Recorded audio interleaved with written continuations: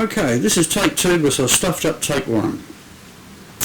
This is the Autogyros of Arizona C-4 Autogyro.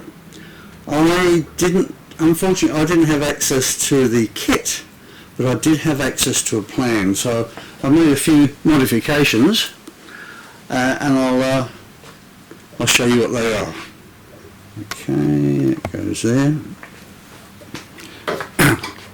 Now, the first modification I made is that I put individual servos via cable link to the elevator.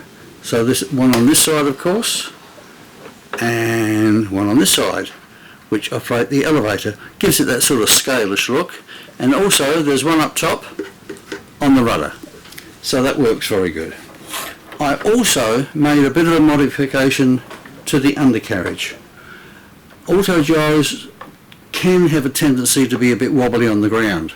So I widened the track. This is, if I remember correctly, I've widened it to about 15 inches. Okay. I also made a modification up the front. Now this is an electric version, and I didn't want to have a problem with putting batteries in and straps, etc., as you can do.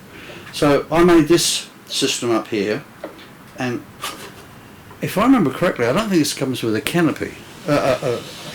Canopy. I think the suggestion is that you use a plastic container that's available in the United States, because it was an American kit. But I made a balsa frame with a 0.4mm ply perimeter to it.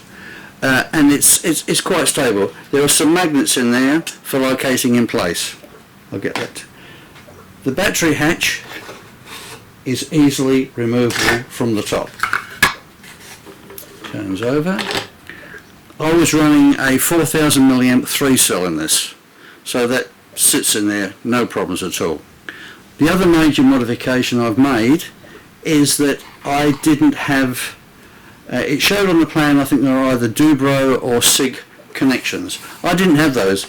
I could have got hold of them, but to tell you the truth, I didn't like them.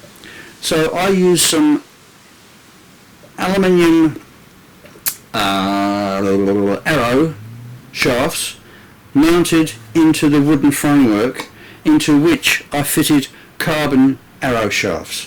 This is an extremely stable top. Very, very good. Now, this battery hatch, you can see in there my little marks on there. This has had 21 flights, and it hasn't been up for a while. So this simply slips into place.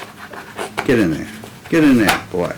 That simply fits into place, and this canopy contraption here,